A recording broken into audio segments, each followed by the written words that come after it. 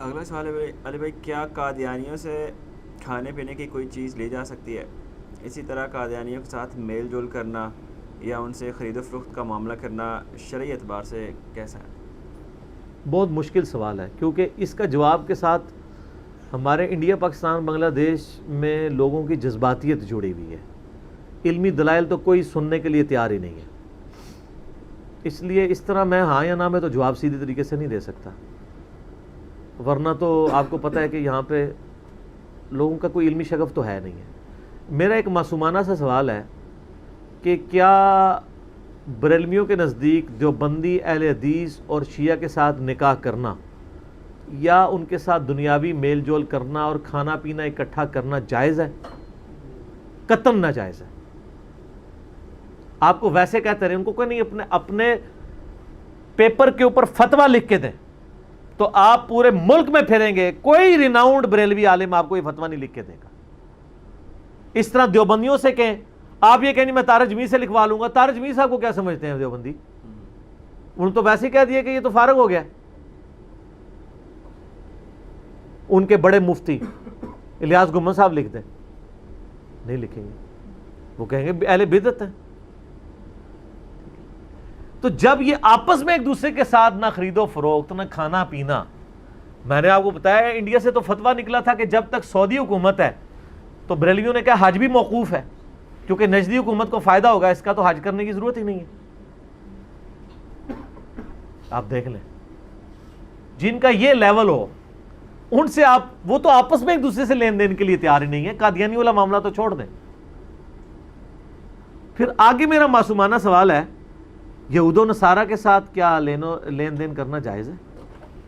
کہیں گے نہیں.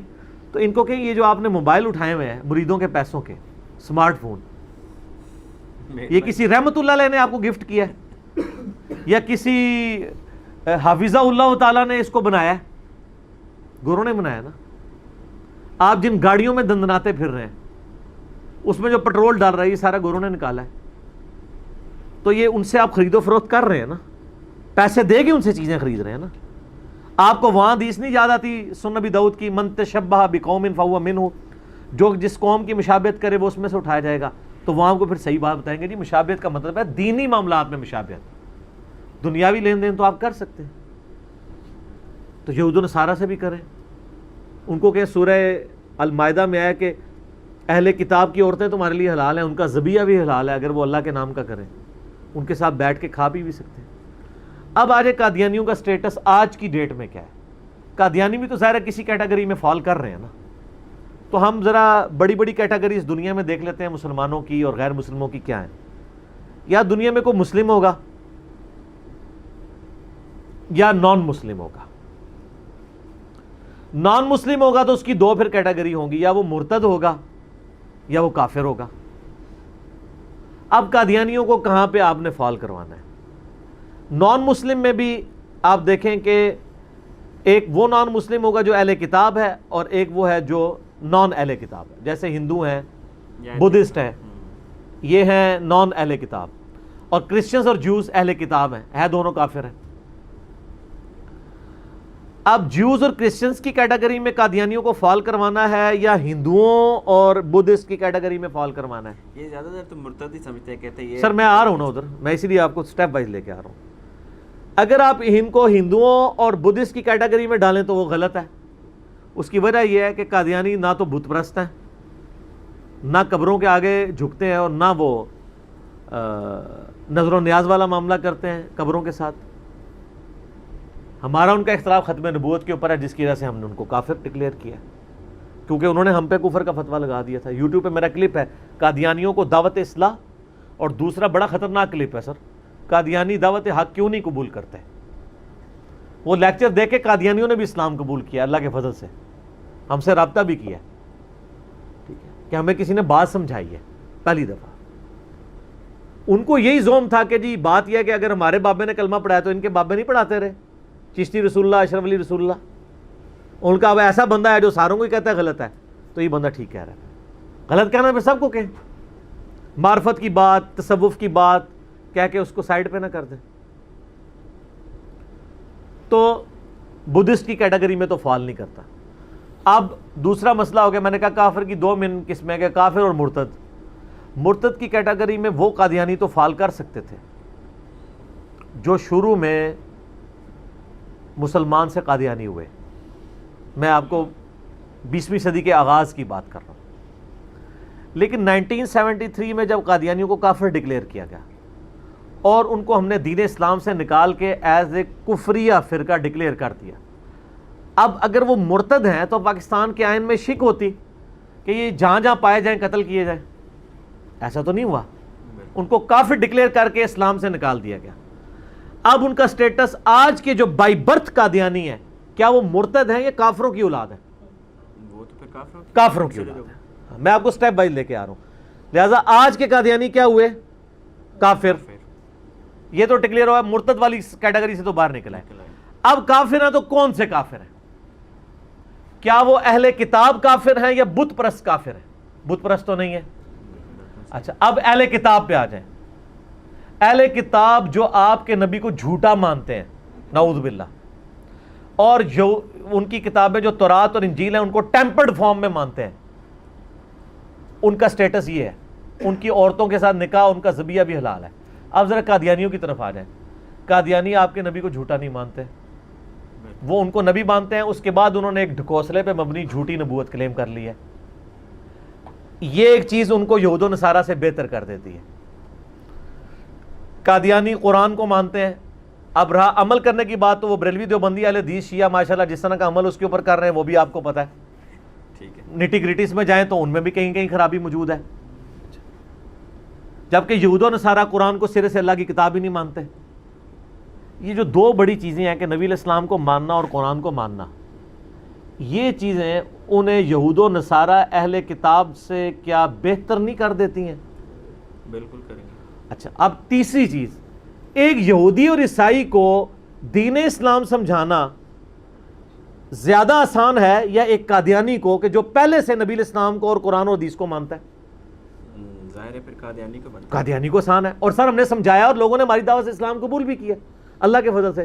لیکن ہمارا وہ چکر نہیں کہ ہم بلا کے یہاں چندہ اکٹھا کر کے جلسہ کروائیں. یہ تو جنہوں نے چندے اکٹھے کرنے ہوتے ہیں نا، ہم نے تو اللہ کے حضور رکھا ہوا ہے نا اپنا بینک. ادھر بینک نہیں ہے ہمارے. ایک ہی بندہ ہوتا ہے، وہی جا کے پہلے جا کے بریلویوں کا جلسہ کرتا ہے اور بریلوی کہتے ہیں جی وہ ہمارے فرقے میں آ گیا. وہی بندہ جا کے دیوبندیوں کا جلسہ کرتا ہے، دیوبندی خوش ہوتے ہیں ہمارے جیسے، اور اسی کو اہل حدیث بلا رہے ہوتے ہیں. سارے اپنے اپنے چندوں کے چکر میں بلا رہے ہوتے ہیں.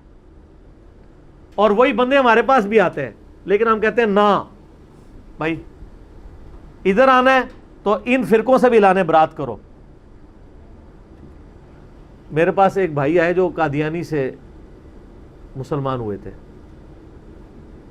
یوٹیوب پہ آج کل بڑے وہ مشہور ہیں، میں نام نہیں لیتا، بالکل اسپیسیفکلی ہو جائے گی بات. میں اتنا اشارہ چھوڑ دیتا ہوں کہ وہ ان کے جو اس وقت مربی ہیں بڑے جو ہیں نا خلیفہ صاحب، ان کے قریبی رشتہ داروں میں سے، اور دودھ پیتے رشتہ ان کے ساتھ ان کا بنتا ہے. میں نے کہا سب کو پتہ چل جائے گا، اتنا میں نے کافی نام نہیں لے رہا تھا کہ یہ میرا وہ جس کو کہتے ہیں نا میرا عدالت کا بیان نہ شمار ہو، جوڈیشری میں یہ چیلنج نہیں ہو سکتا. وہ یہاں پہ آئے، بڑے پریشان تھے. مجھے کہتے ہیں یار میں قادیانیت تو چھوڑ بیٹھا، میں نے دیوبندیوں کے ساتھ بھی جلسے کیے، بریلویوں کے ساتھ بھی ہے، لیکن جب میں اب فیس بک پہ قادیانیوں سے چیٹ کرتا ہوں تو وہ بریلوی اور دیوبندیوں کے بزرگوں کی وہ ساری باتیں اشرف علی رسول اللہ، چشتی رسول اللہ شیئر کراتے ہیں اور آپ کے کلپ مجھے شیئر کرواتے ہیں. تو میں نے کہا میں نے کلپ میں ریکارڈ کرانا چھوڑ دوں؟ کام ڈالا میں نے. انہوں نے ہم قادیانیوں کو بھی غلط کہتے ہیں، ان کو بھی غلط کہتے ہیں. کہتے نہیں آپ کی باتیں ٹھیک ہے لیکن مجھے بتائیں میں کدھر جاؤں؟ میں ادھر سے تو نکل آیا، ادھر میں نے کہا مسلمان ہو جائیں تو بے فکرے ہو جائیں گے جس طرح ہم ہیں، اور ایک بار جھوم کے کہہ دیں کہ نہ میں وابی نہ میں بابی، میں ہوں مسلم علمی کتابی. تو میں آپ کو ان لوگوں کا سٹیٹس بتا رہا ہوں جو اتنے تبلیغ کا کام کر رہے ہیں. وہ پریشان ہے کہ ہم بریلویوں کے پلیٹ فارم سے کرتے ہیں تو چشتی رسول اللہ کا تھوڑا ہمارے دماغ پہ مارتے ہیں قادیانی. اگر ہم دیوبندیوں کے پلیٹ فارم سے کام کرتے ہیں تو اشرف علی رسول اللہ کا مارتے ہیں. اگر شیعہ کے پلیٹ فارم سے کرتے ہیں تو عقیدہ امامت کا سر پہ آ کے تھوڑا لگتا ہے ہمارے. ہم کدھر جائیں؟ تو پھر میں نے کہا کہ آپ ان چیزوں سے باہر نکلیں، آپ اپنے آپ کو مسلمان ڈکلیئر کہیں اور غلط کو غلط کہیں. وہ کہتا ہے میں گیا ہوں بریلوی دیوبندیوں کے پاس کہ خدا کے لیے ان غلط کو غلط کہو، تو وہ تیار ہی نہیں ہو رہے. اور پھر مجھے وہ کہنے لگے آپ کو پتہ نہیں ہے کہ قادیانیوں کے خلاف مہم چلانے کے اوپر پیسہ کتنا ہے. پھر اس نے مجھے کئی مولویوں کا بتایا کہ اس سال اس نے کتنے ملینز روپیز باہر سے منگوائے ہیں کہ ہم قادیانیت کے خلاف جہاد کر رہے ہیں. جہاد قادیانیت کے خلاف ہو رہا ہے, اپنے بزرگوں نے جو گل کھلائے ہیں ان کے خلاف کوئی جہاد نہیں ہو رہا. اس کے پیسے نہیں ملتے, اس کے پیسے نہیں ملتے, اس پہ جوتیاں پڑتی ہیں. پیسے نہ ملنا بھی مسئلہ نہیں تھا, اس پہ جو ان کے پیسے وہ بھی بند ہو جانے ہیں. تو مجھے بتانے لگا, مجھے کہنے لگا جی سر بڑا نفع بخش کاروبار ہے, آپ بھی شروع کریں. مجھے اس کے لیے ابھارنے آیا تھا. میں نے کہا آپ غلط جگہ آئے ہیں بھائی, ٹھیک ہے, میں نے جج کر لیا. تو میں نے کہا آپ بھائی تشریف لے جائیں, آپ کہیں اور جائیں, یہ پلیٹ فارم آپ کے لیے نہیں ہے, یہاں تو آپ کو ننگی تلوار بننا پڑے گا. اب وہ واپس آ جائیں وہ جہاں سے بات شروع ہوئی تھی. اب آپ لوگ خود مقدمہ سمجھتے ہوئے یہاں تک پہنچے ہیں کہ ان کو اہل کتاب کی کیٹیگری میں ڈالنا چاہیے, ٹھیک ہے, اور بلکہ آپ اس کے ساتھ بھی ایگری ہیں کہ اہل کتاب سے بہتر والی کیٹیگری میں, چونکہ قرآن کو اور نبی علیہ السلام کو مانتے ہیں, اور ایک اور کفر انہوں نے کیا کہ وہ والا کفر. لیکن دوسری طرف جو عیسائی اور یہودی ہیں وہ تو کئی ایک کفریات کر رہے ہیں نا, وہ تو ہمارے نبی کو نبی مانتے ہی نہیں ہیں, وہ تو کہتے ہیں کذاب ہے, نعوذ باللہ. یہ کذاب تو نہیں کہہ رہے, یہ پیغمبر مان رہے ہیں, اس کے بعد ایک جھوٹی امتی نبی کلیم کر رہے ہیں نا, تو وہ گمراہی تو ایڈیشن میں ہے. نبی علیہ السلام کو تو مان رہے ہیں, اور حضور کی محبت ان کو دیں, ان کو حدیثیں بتائیں, ہم نے تو ان کے بتایا ان کو کیا کیا دھوکے مولویوں نے دیے ہیں. تو میرا جو کلپ ہے نا